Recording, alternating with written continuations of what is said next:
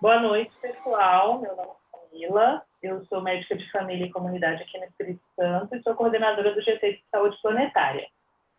Sejam todas bem-vindas e bem-vindos ao nosso webinar. A gente vai abordar a saúde planetária, porque a gente está na Semana do Meio Ambiente, né? E vamos falar um pouquinho também sobre essa relação com o Covid-19.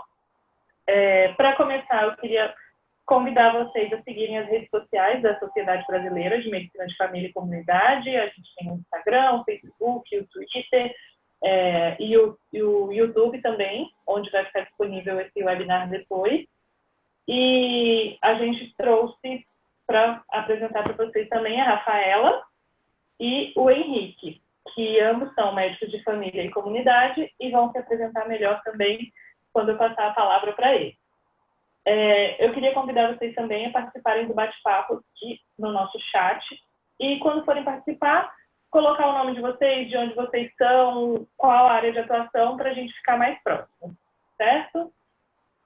Vamos começar, então. Eu vou passar a palavra agora para a Rafa, para ela falar um pouquinho para a gente sobre o conceito de saúde planetária. A gente começar bem no comecinho. Obrigada, Camila. Só vou me apresentar, né? Eu sou, então, Rafaela Zandavalli, médica de família pelo Grupo Hospitalar Conceição, e trabalho hoje numa unidade de saúde em Porto Alegre. Sou membro do GT de Saúde Planetária e do grupo de trabalho do Wonka Environment. E agradeço à Sociedade Brasileira de MFC, a Camila e o Henrique pela oportunidade de estar aqui hoje participando do webinar. E também queria agradecer a Mayara Floss, que não pôde estar aqui hoje conosco, mas que me inspirou para estudar esse tema. Acho que o Henrique quer se apresentar também, depois eu sigo. Pode ser, pode ser. Então, boa noite a todos. Eu sou o Henrique, eu sou médico de família e comunidade. Trabalho numa comunidade rural aqui em Santa Maria do Herval, na Serra Gaúcha. Tá bastante frio, eu tô de manta aqui e tô até um pouquinho rouco já do frio. Não é coronavírus, mas eu tenho que dar umas tossidinhas. Eu estou de coordenador ou presidente do grupo de trabalho de meio ambiente da Organização Mundial dos Médicos de Família, que é o que a gente chama de WONCA. E eu sou professor na Universidade de Caxias do Sul e sou apaixonado por esses temas de saúde ambiental, determinantes socioambientais e de saúde, e eu gosto de pensar as interconexões e as interdependências, que eu acho que é o que nos traz aqui hoje. Tá ótimo. Vamos lá, Rafa, então, começar sobre o conceito. E aí a Rafa vai falando e a gente vai todo mundo debatendo junto. Hoje é mais um bate-papo. Isso. Então tá, definição exata de saúde planetária. Eu vou ler para vocês que é assim: saúde planetária é a busca do mais alto padrão atingível de saúde, bem-estar e equidade em todo o mundo, através da atenção judiciosa dos sistemas humanos, políticos, econômicos e sociais, que constroem o futuro da humanidade e dos sistemas naturais da Terra, e que definem os limites seguros dentro dos quais a humanidade pode florescer. Então, essa definição me faz pensar bastante em equilíbrio assim, entre a humanidade e os sistemas naturais da Terra. É um conceito bem denso, que à primeira vista parece complexo, mas eu espero que no final do webinar seja mais possível, assim, todo mundo ter uma ideia, conseguir compreender melhor as nuances desse conceito. Mas, Henrique, tu gostaria de falar o conceito de alguma forma mais simplificada para nós? Às vezes dá para explicar usando as mãos, né? Então, a gente tem os sistemas naturais, sistemas planetários naturais, e a gente tem a civilização, né? Então, saúde planetária é a harmonia entre esses dois. Então, os sistemas naturais que permitem a civilização florescer, né? Evidente que a civilização depende desses sistemas naturais. Eu ia levantar um ponto. Você estava lendo a definição, Rafaela, e eu me lembrei quando eu estava falando com o professor Andy Haynes, que era quem coordenou esse relatório do Lancet Rockefeller, que cunhou esse termo e essa definição. E essa definição, ela é para quem trabalha com medicina de família e comunidade, ela pode ser entendida como determinantes socioambientais, né? E ela pode ser entendida como o processo pelo qual a gente já entende a saúde do paciente. O Andy Haynes, ele é médico de família. E ele até teve o cuidado, a gente teve algumas conversas, e aí eu queria fazer até é engraçado, eu queria propor acho que era Outubro Verde, algo assim, porque ia ter um congresso mundial do ONCA, e aí o Andy Haynes disse assim: Henrique, a gente não pode ser confundido com um movimento político. Isso aqui é uma questão de saúde. E o principal, a chave do conceito é equidade. Equidade em saúde. Então, não é para ser um movimento focado só nos sistemas naturais.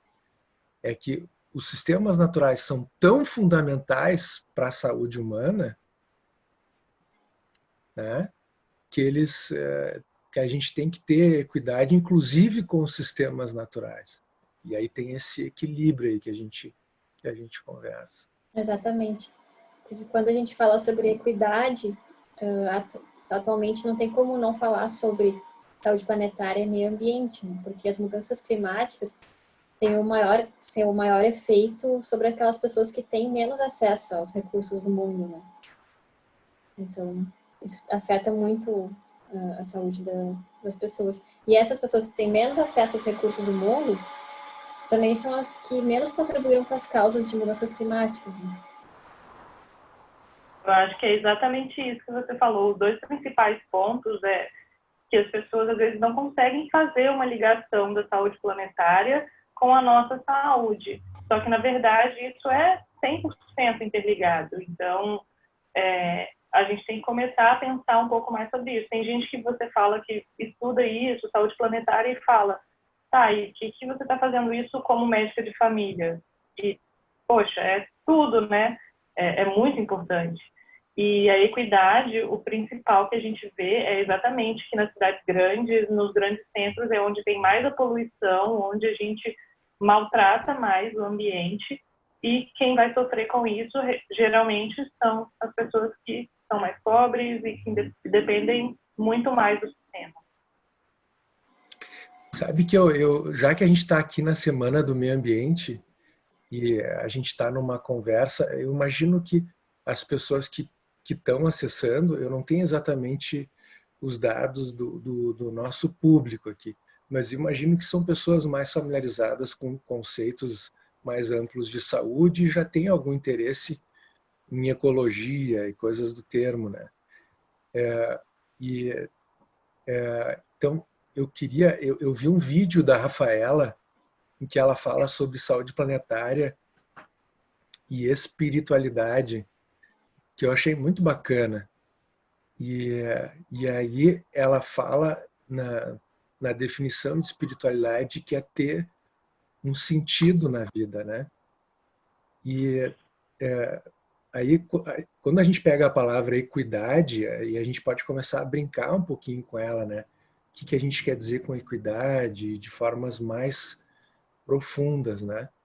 E uma das coisas que a Rafaela fala, que a Rafaela, na verdade, é a Rafaela aqui que está junto conosco, tá? Parece que eu estou falando de uma pessoa diferente.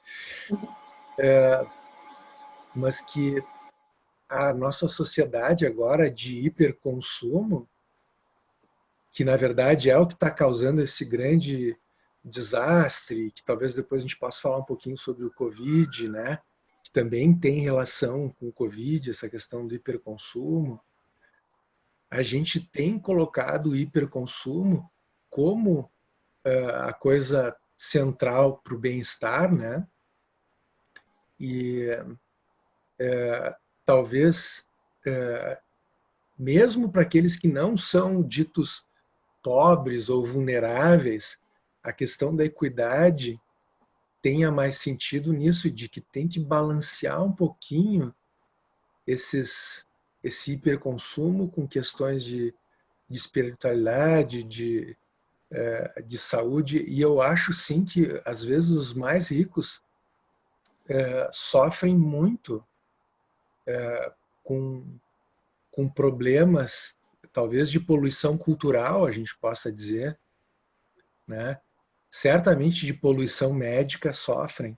A gente, na medicina de família, a gente fala muito sobre iatrogenia, né?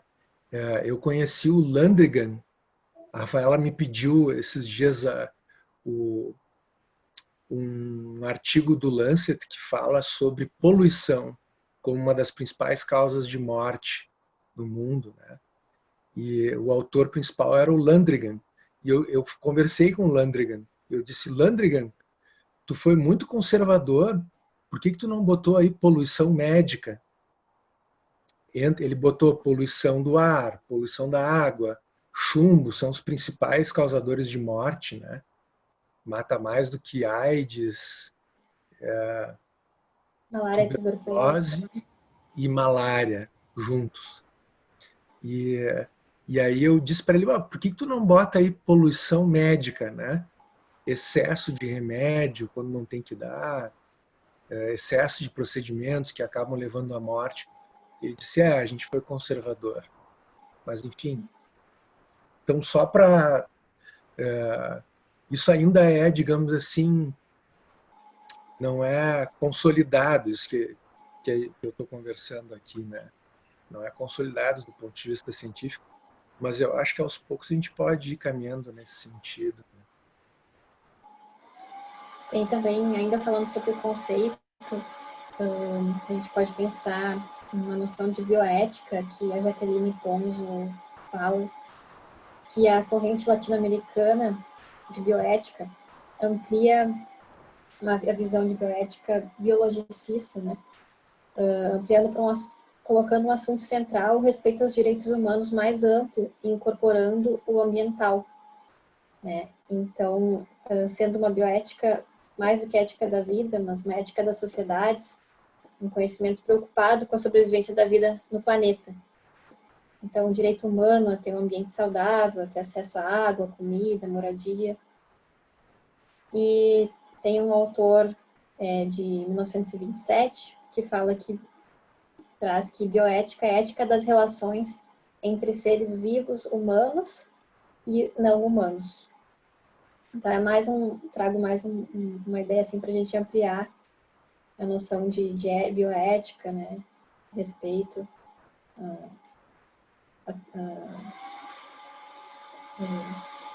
aos sistemas, assim, a gente entender como tudo está ligado.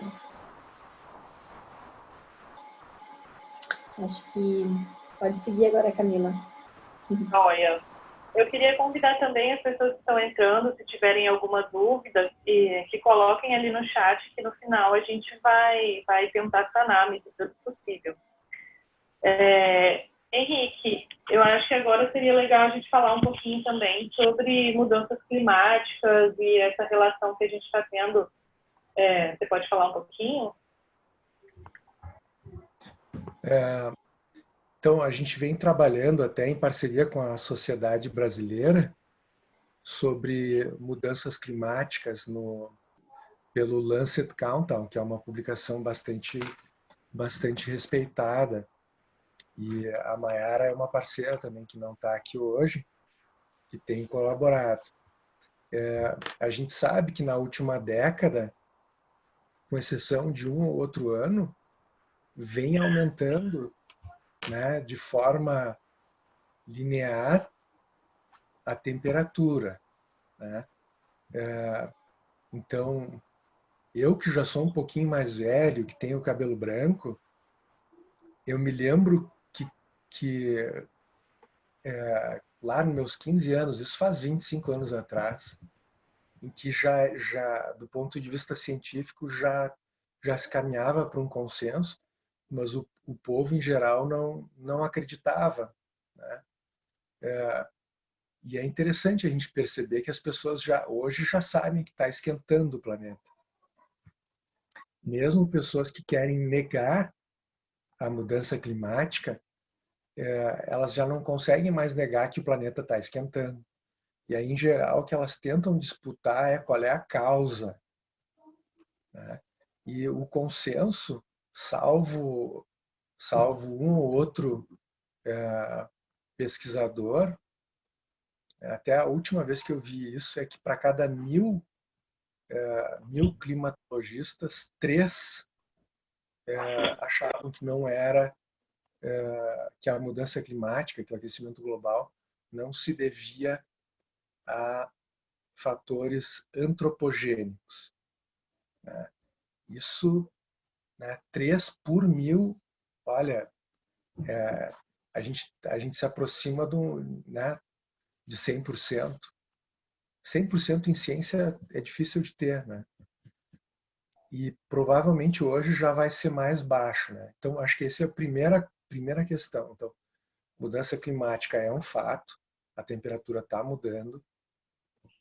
E quando a gente fala em desastres naturais, meteorológicos, né, secas, enchentes, ventos fortes, tufões, furacões, a gente sabe que um componente disso já se deve à mudança climática, porque o aquecimento coloca mais energia no sistema, então esses fenômenos acabam tendo maior impacto, né? Então, às vezes a gente vai ter, no mesmo lugar, a gente pode ter secas piores e enchentes piores. Pode parecer um contrassenso, né? Então, isso a gente vem medindo no Brasil, vem aumentando as ondas de calor, por exemplo, especialmente nas cidades, que também tem aquele efeito de ilha de calor, né? E vem tendo vários outros efeitos. A mudança climática ela tem efeitos diretos, efeitos indiretos. Me ajuda aí, Rafa. Não, é isso mesmo, né? Os gases de efeito estufa são os mais responsáveis pelas mudanças climáticas, pelo aquecimento global, e trazem justamente esses extremos de temperatura, né? Então, locais ficam muito frios ou muito quentes, né? Trazem secas, enchentes, e isso, fome, insolação. E os efeitos indiretos que tu falou é a migração, né, de povos de um local para outro, é uma repercussão sociocultural. E é dita como a maior ameaça do século XXI, né, e que também, mas também a maior janela de oportunidade para a humanidade mudar agora, né. Ó, a Carolina escreveu aqui sobre os artrópodes, vetores, né? Tipo dengue, né? O Aedes. Então isso a gente publicou também no Lancet Countdown Brasil, que é a capacidade vetorial do Aedes está aumentando, porque ele tem a capacidade dele transmitir o vírus da dengue aumenta conforme o aumento da temperatura, né?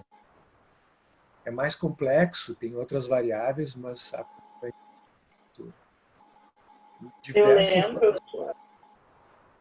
eu lembro que a primeira vez que eu conheci Henrique foi que ele estava dando uma aula exatamente sobre isso no congresso. E aí ele fez até uma associação com a foto de uma cachoeira que em outros tempos, naquela época, não estariam lá, né, por conta da mudança climática. Todo mundo percebeu que houve um aumento da temperatura Mas eu acho que isso é um fator muito direto, né? É a questão primária mesmo, que as pessoas conseguem se ligar nisso e falar dessa questão da dengue, de transmissores, né? Do aumento da capacidade vetorial e tudo mais. É muito importante, exatamente porque muita gente não consegue fazer esse link, essa associação. Consegue enxergar enchentes e secas, mas não consegue enxergar tudo que vem por trás disso também. Talvez então, uma das coisas, né, isso, acho que 20 anos atrás, o Carlos Nobre já dizia que, para quem é do Rio Grande do Sul, isso vai parecer chocante, né? Mas que se a gente continuar nessa trajetória, daqui a pouco a gente não vai mais ter soja no Rio Grande do Sul. A gente vai plantar café. Porque vai mudar as condições climáticas a ponto de coisas que você planta, você não vai conseguir plantar mais, né? Então, partes da Amazônia podem desaparecer e podem virar desertos. Isso é um artigo do Carlos Nobre, sei lá, de 2 décadas atrás, e que infelizmente essas previsões elas estão se confirmando, né? Cada vez fica mais robusto as evidências que apontam para isso, né? Então, Sim. o que a Rafaela dizia, que vão acontecer migrações. Então, existem estimativas, e é muito difícil de fazer esse tipo de estimativa, mas existem estimativas que até 2050 pode haver 200 milhões de refugiados pelo clima. É uma escala muito grande, eu não tenho nem noção, né? Vejam o que aconteceu na Europa quando deu aquele problema na Síria, que foram, acho que a Alemanha aceitou menos de 1 milhão de refugiados, já foi muito complicado, muito complicado. Agora vocês imaginam 200 milhões de refugiados. Isso é uma coisa. Agora, e se a gente tiver muita seca? A gente teve a maior seca da história aqui no meu município, no mínimo dos últimos 40 anos, né? Certamente um componente da mudança climática. Isso gera uma quebra da safra. Agora, se isso começar a ocorrer simultaneamente em vários locais do planeta, a gente vai ter uma diminuição da oferta de alimentação, vai ter desnutrição. E isso é a base do tecido social. Então, vai acontecer instabilização do tecido social.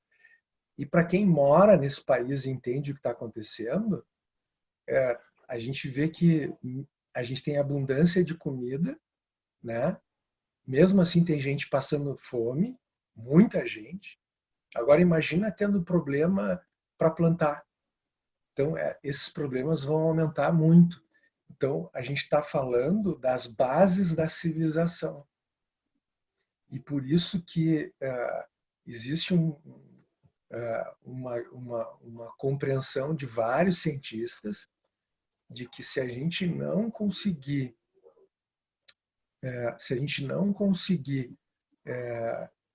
melhorar a nossa relação com o meio ambiente e parar com essa poluição que causa a mudança climática, a gente vai cada vez gerar um efeito cascata, né? Aí a gente pode tentar explicar isso se for o caso, e que a gente pode sim falar de fim da civilização como a gente conhece ela, até 2100. Né? Então a gente está nesse ponto.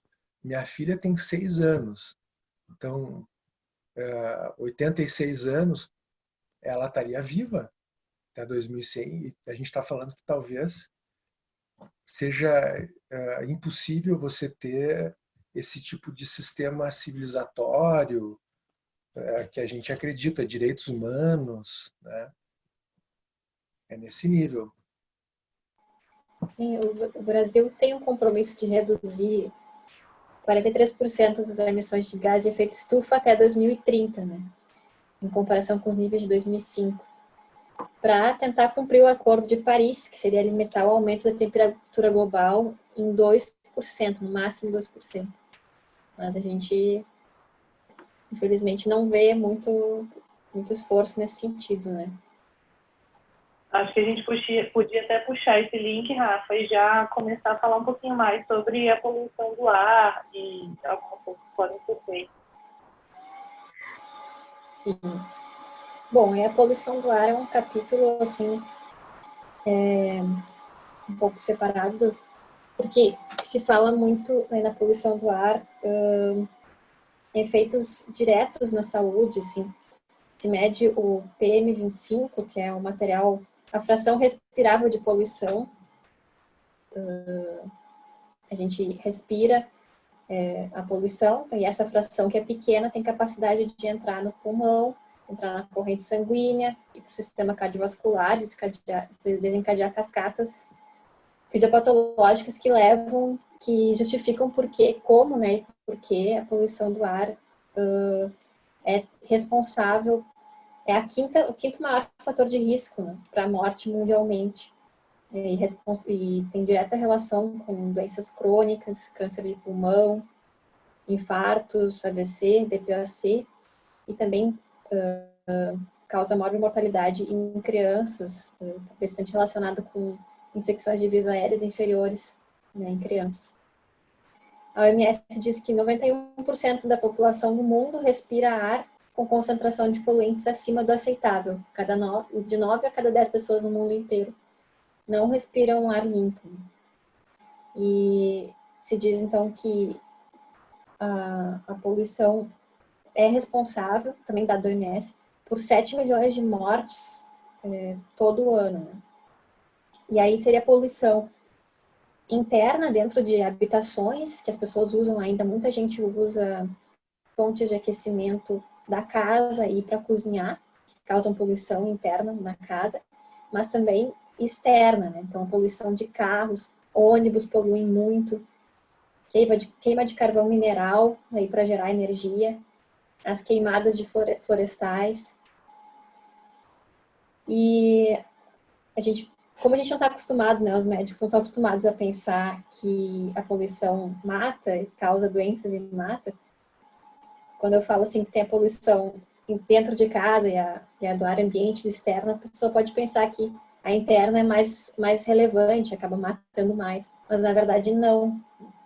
De 7 milhões de mortes todo ano por poluição, 4,2 são de mortes são por poluição do ambiente do ar, ambiente externo, e o restante seria interno. Por exemplo, assim, para a gente ficar mais palpável, né? Uma hora de trânsito em São Paulo equivale a fumar 5 a 7 cigarros. Então, a gente, na verdade, está caminhando na rua e respirando ar poluído, como se a gente estivesse fumando. Né? O diretor-geral do OMS tem uma fala que ele fala que a poluição do ar é o novo tabaco. E tem vários estudos assim robustos sobre isso. Tem um estudo de 2019 que mostrou que a cada 10 microgramas por metro cúbico desse material particulado 2,5 aumenta 0,68 a mortalidade geral diária, ou seja, num dia só aumenta 10 microgramas de material particulado, tem um aumento de mortalidade geral diária, aumento de 0,55 na mortalidade por causas cardiovasculares diária e 0,74 de mortalidade por causas respiratórias diária, cada aumento de poluição. Tem estudos também, tem um estudo de Harvard que ainda não teve revisão por pares, ainda não está finalizado, mas está sugerindo aumento de poluição de 1 micrograma por metro cúbico de PM25, estaria associado a aumento de mortalidade por Covid em 8%. E aí tem estudos também sobre queimadas na Amazônia, mostrando que as queimadas na Amazônia estão relacionadas com baixo peso ao nascimento, com menor função respiratória em crianças, maior admissão hospitalar por causas respiratórias e também até com mortalidade devido à propagação dessa poluição por queimadas. Também está associado à saúde mental, então maior prevalência de depressão, ansiedade, suicídio. Sabe que crianças expostas a maiores níveis de poluição têm uma maior chance de desenvolver a depressão aos 18 anos de idade. Isso é causado por, se tem a ideia que seja por uma inflamação cerebral, alterações hormonais.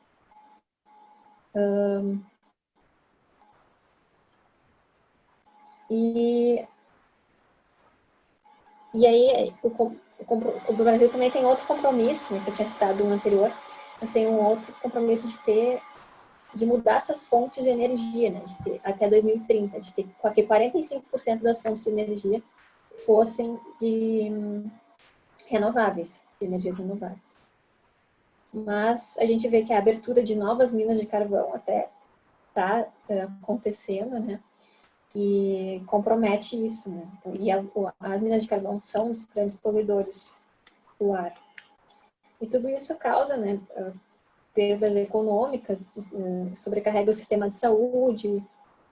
Então, acho que isso já trouxe vários dados sobre poluição do ar, não sei se vocês querem comentar. Eu acho que seria legal o Henrique falar um pouquinho sobre o projeto que tem, né, do Portuário Alegre. Acho que vale a pena falar um pouquinho sobre isso, principalmente porque a gente não tem, em muitos lugares a gente não tem como fazer esses estudos, porque nem medem, né, não medem essas coisas. Eu, por exemplo, moro em Vitória, né, no Espírito Santo, e eu respiro pó preto desde que eu nasci. E eu achava normal andar pela casa e o meu pé ficar preto. Eu achava que era normal, tipo, todos os lugares do Brasil as pessoas andavam na casa e o pé ficava preto. Até eu descobri que não, que isso era um privilégio de quem está do lado da Vale, né? Então, acho que seria legal também falar um pouquinho sobre esse projeto.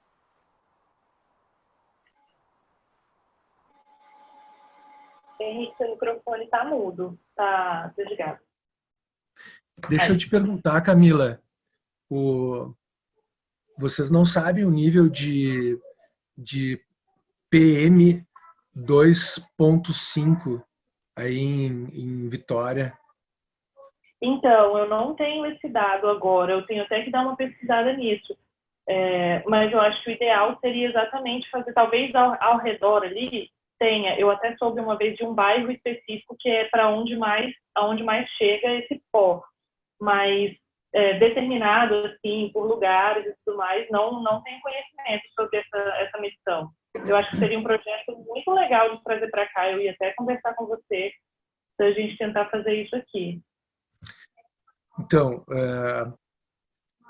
se vocês entrarem na internet e botarem Porto Ar Alegre, essas 3 palavrinhas, vai aparecer uma série de links ali. E aí, um dos links vai ter Pacto Up Sensor. Você clica e vai ver um pouquinho a história de como é que a gente criou esse projeto e vai ver também o monitoramento de PM 2.5, que a Rafaela estava falando e que eu perguntei para a Camila. O que é PM 2.5? Então, quando você utiliza combustíveis fósseis e você queima eles para obter energia, para mover o carro, para mover a turbina, para gerar energia elétrica, você gera resíduos. Esses resíduos têm várias formas. A forma que mais mata o ser humano, né, em termos de números absolutos, é PM 2.5. Em inglês, Particulate Matter 2.5. Daí a gente fala PM 2.5. Em português seria partículas finas 2,5. Mas como a gente é dependente da literatura internacional ou interdependente, a gente acaba usando PM 2.5, né? Então, a gente poderia monitorar vários poluentes, só que para monitorar vários poluentes você precisa de vários sensores. Então, a gente optou por monitorar PM2.5. Ele acaba sendo um marcador dos outros poluentes, porque ele marca queima de combustíveis fósseis e ele marca também queima inclusive de madeira, né? Tá? Nas queimadas, né? E o monitor, ele é bem barato, ele custa $100. Comparando com outros sistemas, ele é considerado de baixo custo. Então, se você mora em Vitória, que tem esse nível de poluição, e isso é uma coisa sistêmica, né, Camila? Não, mas assim, é como se você não estivesse medindo a pressão arterial das pessoas. Pode ser que o nível de poluição de vocês seja tão alto que se compare à hipertensão arterial, né? Tá? Como fator de risco. Eu não sei, você no pôr do sol, assim, é diferente o pôr do sol de vocês? Depende da época do ano. Tem dias que a gente vê uma fumaça preta, assim, inclusive do meu trabalho, eu já fiz vários vídeos, várias fotos, que vai dando o fim do dia e a gente vê uma mancha preta. Camila, vocês têm que botar esse monitor, né? É impressionante como existe um conflito de interesse, óbvio, né? Porque a Vale, ela é muito poderosa. Eu não estou querendo gerar conflito com ninguém, né? E eu não acho que a Vale comprou os médicos, não é isso.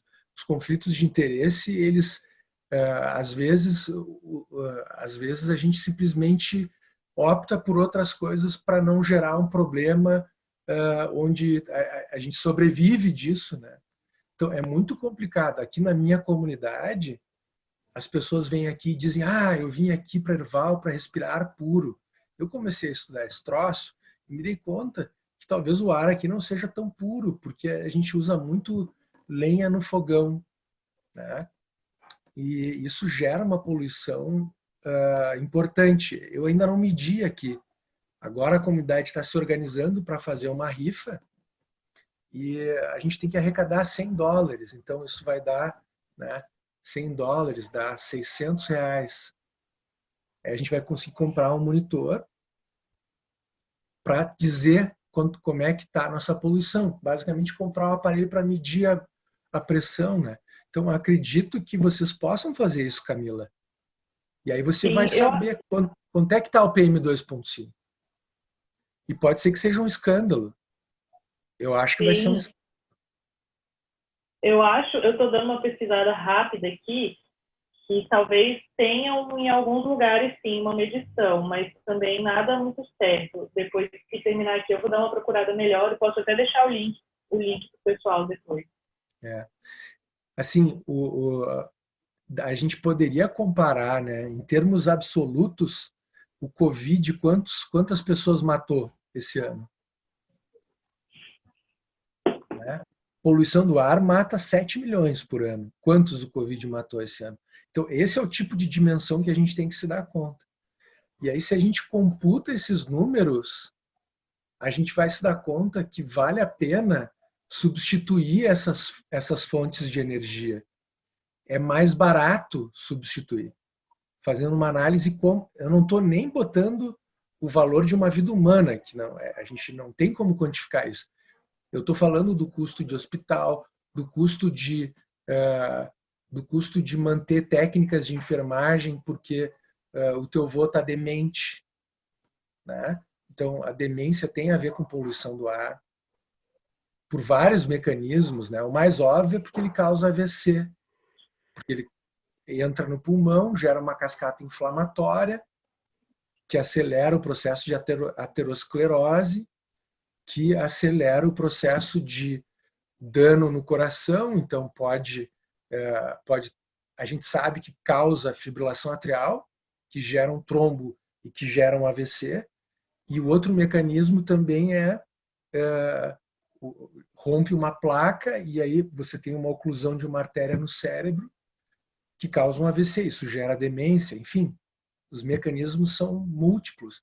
Quando você computa todos esses custos, é muito mais barato. Eu não estou nem falando de mudança climática. Eu estou falando só de saúde.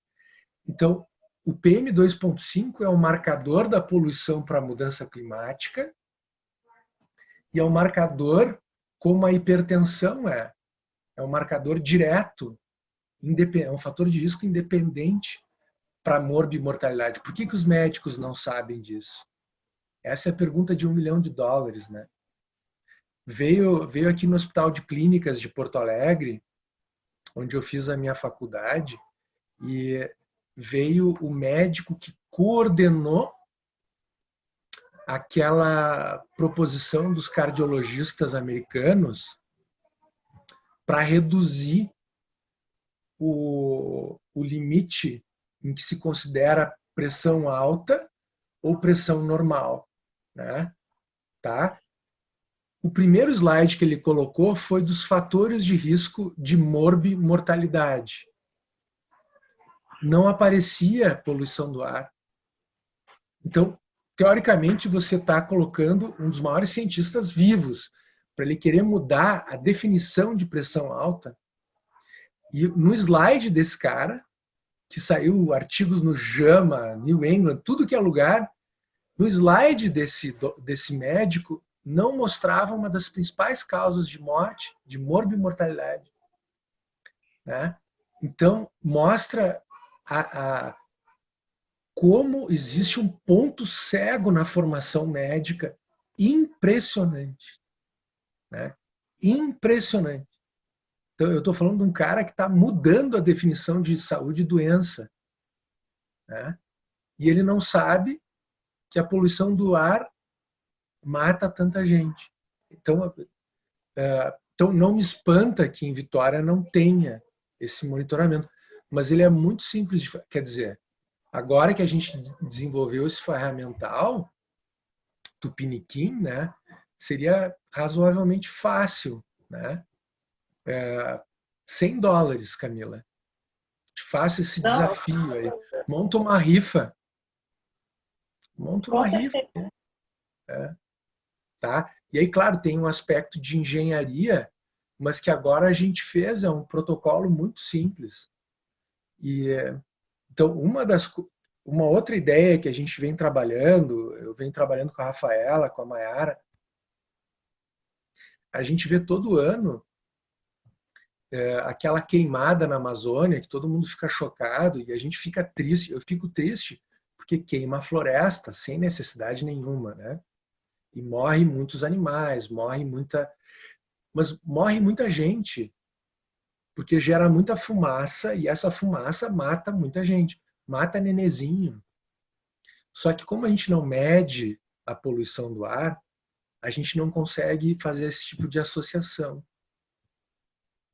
Então, um dos desafios seria, tomara que tenha alguém da Amazônia aí nos ouvindo, ou pelo menos que conheça algum médico que trabalha na Amazônia, por $100 a gente conseguiria botar esse monitorzinho que fica 24 horas e te diz como é que está o nível de poluição. Então, quando tivesse essas queimadas na Amazônia, apareceria lá a luzinha vermelha ou roxa. Roxa é poluição em níveis terríveis. E aí a gente teria como entender que botar fogo na floresta também é matar nenezinhos, matar outras pessoas. Né? Infelizmente é isso. Isso é bem robusto. Acho que é fundamental a entrada da saúde nesse tema, né? Justamente para as pessoas compreenderem que afeta diretamente elas, né? Digo também. Eu ia fazer porque as pessoas estão comentando bastante aqui, eu ia falar que a Sani colocou aqui que ela teve uma disciplina obrigatória na faculdade dela, que falava sobre as doenças recorrentes, da ação do meio ambiente e tudo mais. E eu acho isso fundamental, porque é até o link para o próximo tema que a gente ia puxar, né, para falar um pouquinho da relação da saúde planetária com a APS, porque as pessoas não conseguem nem entender qual é essa relação. E ter isso como uma disciplina foi a primeira vez que eu vi, assim, que realmente é uma disciplina. Você é da onde, Sani? Digita aí pra gente. Eu não sei se você, Rafa ou Henrique já tiveram conhecimento, mas é porque eu não tinha conhecimento disso como uma disciplina. Perdão, de conhecimento do que como uma disciplina? De ter um tema como doenças recorrentes da ação do meio ambiente, como uma disciplina obrigatória no curso de medicina. Talvez a gente pudesse transformar isso numa disciplina, mas eu tenho receio, assim, sabe que se a gente for pensar nas grandes doenças, todas elas têm, eu digo assim, eu vivi aquela história do genoma. A gente vai, lá nos anos no início dos anos 2000, a gente vai descobrir o genoma, vai mapear e vamos curar tudo. Curaram nada, ou curaram muito pouco. Vocês conhecem alguém que foi curado por causa do genoma? Eu não conheço. É, então é relevante saber da hemofilia, o aspecto genético, né? Agora, o aspecto socioambiental, né? Mesmo a questão hereditária da diabetes, da cardiopatia isquêmica, quando a gente investiga a história familiar, não é só o aspecto genético, tem muito da questão de estilo de vida embutida. É difícil separar uma coisa da outra, né? Com certeza tem um aspecto genético, né? Então, o que eu acho é que os médicos deveriam entender que poucas coisas são tão robustas quanto entender os determinantes socioambientais. Então, toda doença deveria começar com uma descrição do aspecto socioambiental que causa ela. Como é que tu vai falar de tuberculose sem falar de pobreza, de vulnerabilidade social, né? Como é que você vai falar?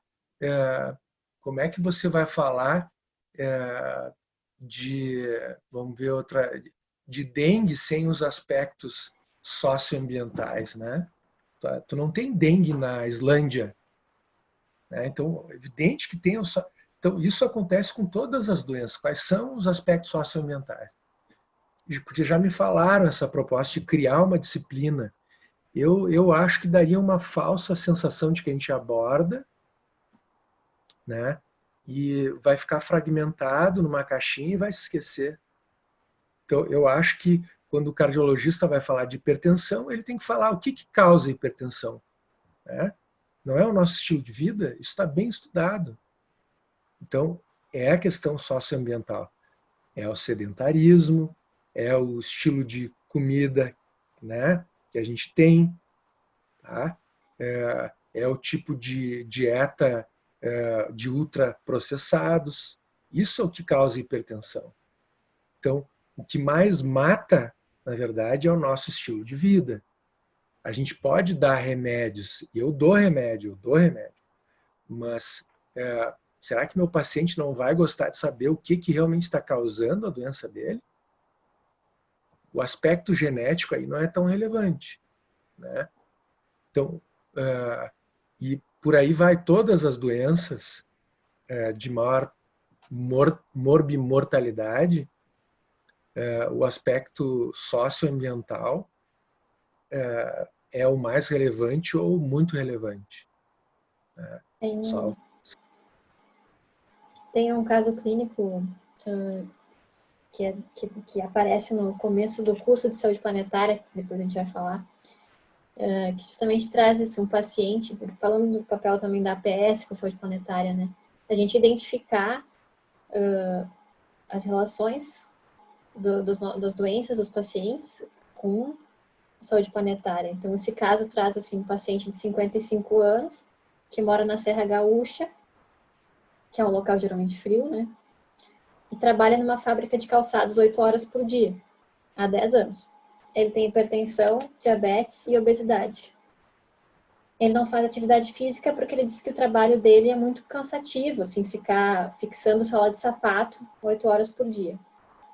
E ele foi para esse trabalho na fábrica porque ele perdeu uma safra de milho devido à seca, que antes ele era agricultor. Ele vai de carro para o trabalho, que fica a 4 quadras da casa dele, usa diversos medicamentos, tem dificuldade para aderir ao tratamento e consultou hoje no posto de saúde referindo mal-estar, cansaço, mal-estar, suor, sudorese, sensação de fraqueza e a temperatura está 38 graus. Então, antes de estudar saúde planetária, eu não pensaria em todas as várias relações aqui que essa pessoa tem, dos determinantes socioambientais dela, né? Mas agora a gente poderia pensar já na seca que, devido que a mudanças climáticas traz essa intensificação de extremos de calor, seca, enchentes, como a gente estava falando. Então, teve uma seca e ele teve que parar de plantar milho. Ele foi fazer um trabalho mais sedentário, na fábrica de calçados. Né? Ele vai de carro para o mesmo trabalho, que é 4 quadras dali. Então, mostrando que o uso do carro é uma coisa que as pessoas valorizam, enfim, esse estilo de vida, né? Em vez de ir a pé, por que não vai a pé? E ele traz uma queixa de mal-estar, suor, fraqueza, com a temperatura bem alta, né? Que é as ondas de calor, uma das consequências da mudança climática, traz sintomas, né, para as pessoas. Eu lembro também. Pode falar. Não, eu ia falar exatamente que a gente tem que começar a entender o nosso papel na CS como principais difusores da mudança do estilo de vida das pessoas, que é o que vocês dois trouxeram agora. Por que a gente tem que falar isso? Porque as pessoas não conseguem fazer essa relação.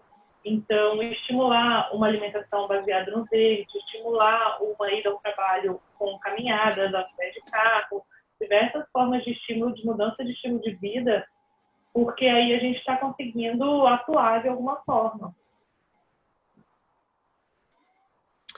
Existe uma coisa que eu ainda não entendi completamente, mas quando a gente usa medicina baseada em evidências, a gente está fazendo saúde planetária. Então, isso é uma das coisas, quando eu conversava sobre introduzir esse tema na Organização Mundial dos Médicos de Família, a Amanda Howe, que era a presidente na época, ela dizia assim: Henrique, os médicos de família estão muito sobrecarregados, estão em burnout. Aí tu quer ainda dizer para eles estudarem mais coisa? Eu disse assim: Amanda, tu não está entendendo. Os médicos de família já fazem saúde planetária. Eles só precisam saber que já fazem. Não precisa mudar nada, é só continuar fazendo medicina baseada em evidências. Porque transporte ativo, caminhar, diminuir poluição, os médicos de família sempre falaram. Não é à toa que os médicos de família também estão liderando nesses temas, né? Porque é a realidade das pessoas. Mas não existia uma conexão científica robusta entre todos esses pesquisadores de ciências duras, né? Climatologistas, ecologistas, veterinários, não existia uma conexão direta com a medicina. Né? Os médicos gostam de se separar. Então, esse termo saúde planetária ajuda a gente a trabalhar junto, né? Com antropólogos. Eu vi uma pergunta sobre solastalgia, de uma antropóloga que eu conheço. E solastalgia a gente, talvez eu esteja enganado, mas acho que é ter um pouco de ansiedade ou um pouco de tristeza, um pouco de luto, de perda de biodiversidade ou de natureza. Eu acho que é isso, né? Da Marília. Isso, diz a Marília. Boa, Marília. Eu sei que eu tenho solastalgia. Eu sei que eu tenho. A minha população aqui, será que eles têm solastalgia? Não tenho certeza. Seria um bom tema de pesquisa, Marília, se tu quiser vir me ajudar, né? Que eu vejo na minha população aqui, ligado à mudança climática, é que há 40, 50 anos atrás, o povo mais antigo caminhava no gelo, em poças de gelo no inverno. E Uhum. agora já não tem mais. Então, a mudança climática aqui é facilmente visível. Henrique? Oi. Bom, boa noite, né, gente? Que o webinar é fantástico. Faz muito tempo que eu me interesso, mas de forma periférica, assim, eu vou lendo só o que dá tempo de fazer. Mas acho que um momento como esse, né, a gente para tudo para pensar em saúde, né? Vira uma obsessão mesmo. E é um termo que me parece, né, até onde eu sei, porque eu acho que é mais da saúde mesmo, né? Me parece que é muito comum para situações de desastres, né? Eu ouvi falar desse termo no desastre do Japão, no tsunami de 2011, que muita gente morta de uma vez, uma paisagem alterada drasticamente. Também nas enchentes de Moçambique agora, pouco tempo atrás. E eu fiquei pensando no contexto do Covid e nesse eventual pós-Covid que a gente vai enfrentar, né, em que talvez a paisagem não esteja tão diferente assim, mas o nosso lugar no mundo, o nosso lugar nessa paisagem vai ser outro, né? O nosso lugar em casa, o nosso corpo já é outro, né? É uma realidade muito comum para grande parte do mundo, né? Que sente essas mudanças, como vocês disseram, né? Os que menos causam as mudanças climáticas são os que mais sofrem, né? Ou que pelo menos sofrem primeiro. Para eles, eu entendo que é um conceito muito útil para pensar o nível, o cataclisma que é as mudanças que a gente impõe enquanto sociedades modernas, né? A vida desses outros. Só que com uma pandemia, isso se volta contra nós, né? Nós nos tornamos reféns dessa lógica. Daí fiquei pensando, será que se aplica ou não? Mas isso. Marília, eu pessoalmente acho que tu está melhor posicionada para responder isso do que eu, pelo menos. Eu concordo contigo, eu acho que sim, acho que pode se usar. Sabe que eu nunca vi ninguém usar para Covid. Talvez o que tenha que ser discutido é se a gente considera o Covid, né, uma questão de poluição, ou, né, Solastal já se usa para questões de problemas ambientais, né? E talvez não necessariamente. Eu estou pensando em voz alta, desculpem. Talvez não necessariamente os que sejam causados pela humanidade, né? Eu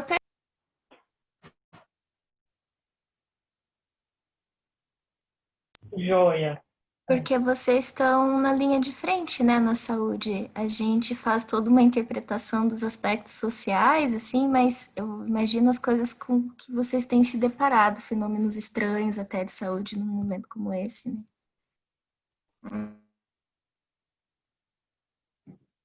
É.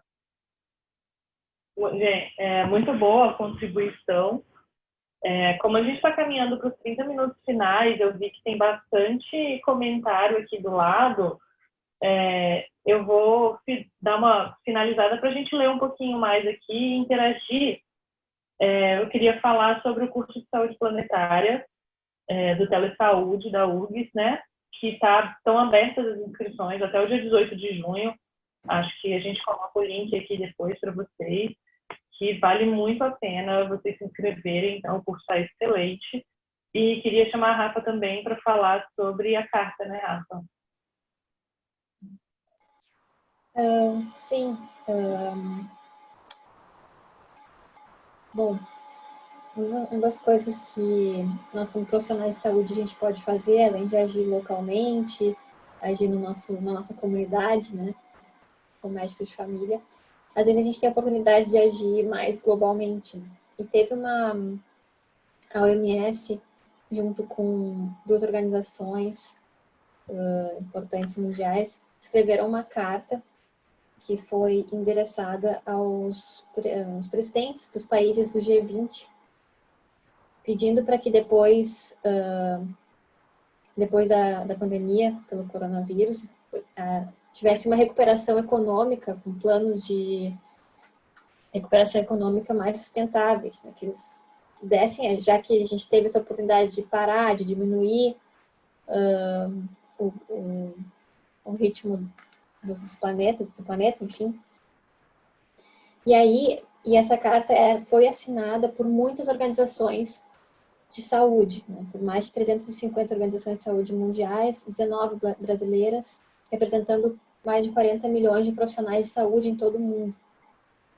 E ela foi, tá acontecendo isso agora, né?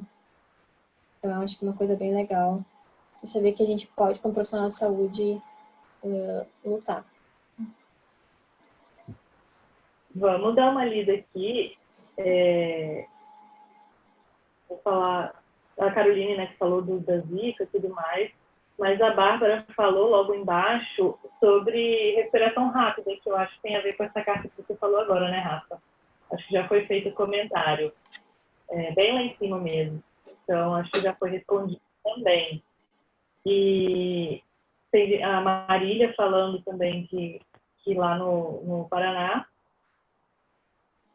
também estão enfrentando a maior seca dos últimos 40 anos, né?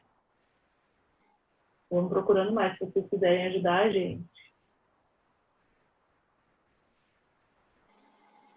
Sobre a disciplina, a Marília de novo. Sobre a disciplina, Henrique, eu acho que o legal, não necessariamente falar das doenças que causam dos fatores de risco, né, as doenças que são causadas por poluição, mas talvez introduzir saúde planetária mesmo, como um tema. Porque, às vezes, a gente não vai conseguir colocar com que cada profissional fale sobre isso na sua aula. Então, eu acho que introduzir o tema de alguma forma, colocar pelo menos uma mosquinha ali na cabeça de cada um, para começar a pesquisar e se interessar pelo assunto, eu acho que seria muito válido. Posso fazer uma introdução? Então, Claro. a gente, o Lancet Countdown, uma das recomendações que a gente fez, foi de introduzir mudança climática no currículo, né? Talvez seja um pouco mais fácil de introduzir mudança climática, né? Então, que isso seja abordado em algum momento. Eu, particularmente, acho que a obrigação hoje de todos os médicos saberem o que é a mudança climática o suficiente para poderem correlacionar a sua disciplina com mudança climática. Tem um artigo no New England que é o imperativo da ação climática, que é do Andy Haynes, né? Então, isso já é assim bem aceito, né? É uma coisa fundamental, tem que cair no vestibular e tem que cair nas provas para residência, a mudança climática, falando de medicina, né? E sobre saúde planetária, a gente já introduziu, na universidade onde eu dou aula, a gente já introduziu. Então, a gente introduziu junto com as questões de atenção primária à saúde, tem uma cadeira, uma disciplina, APS-1, que é no primeiro semestre. Então, a gente fala conceitos de saúde, né, como é que cultura impacta a saúde, fundamentos sobre sistemas de saúde, e uma aula é sobre saúde planetária, né? Acho que é um começo. Muito bom.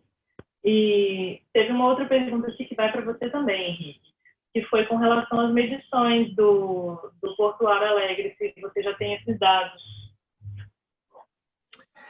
Então, desde o início, quando a gente criou esse projeto, o objetivo é que esses dados sejam abertos. Então, qualquer um pode acessar. Eu acho que está pelo menos desde o início do ano já, de 2020, a gente já tem esses dados e a gente já fez alguns estudos, repercutiram nos maiores jornais aqui do sul do país, que caiu um pouco a poluição do ar no início do lockdown, ou da quarentena. Então, quem quiser ver esses dados, né, todos os dados, tem que pedir, entrar em contato e a gente libera. Porque se todo mundo pegar esses dados ao mesmo tempo, dá instabilidade no servidor. Por isso que não fica, por isso que tem que pedir acesso. Mas quem quiser olhar em tempo real, é só entrar no site Porto Ar Alegre e aí vai achar lá os links. É bem simples. Joia. Mais alguma pergunta, gente? Mais alguém quer participar? Ou fazer mais algum comentário? Rafa, Henrique? Eu ia fazer um comentário. Comentário, então, que o pessoal de Vitória está de parabéns, estão encabeçando o próximo Congresso Brasileiro em 2021, junto com o Ibero-Americano, né? Ia ser sobre sustentabilidade. E a gente já está azeitando a máquina para o primeiro mundial do ONCA sobre saúde planetária. Né? Então, nos aguardem. Esse é o motivo de estar aqui. Se não fosse esse congresso, eu não estaria aqui, né? Esse foi o maior motivo de eu ter me tornado a coordenadora do GT e ter conhecido e ter me aprofundado no tema. Legal. Eu queria levantar algumas outras questões que, quando eu comecei a estudar isso, eu fiquei bastante chocada, assim, ao me dar conta, né? Que a gente vive numa era chamada antropoceno, e que daqui a um tempo, né, quando a humanidade que a gente conhece como humanidade não estiver mais aqui, vão saber que a gente passou pelo planeta vendo nos estratos geológicos uma camada de plástico e de poluentes. Né? Então, isso realmente faz a gente repensar a forma como a gente está vivendo e se desenvolvendo no país. Né? No país não, no mundo. Isso aí. Ó, agora as pessoas estão dando parabéns pra gente. Acho que foi bem legal, bem proveitoso o papo, né? Espero que a gente consiga fazer mais, abordar mais esse tema, que eu também não tinha tanto afinco até o Congresso de Cuiabá. Eu já era uma ecochata, né? Mas eu não tinha conhecimento científico assim, profundo sobre isso. E estudar isso é muito bom, vale muito a pena.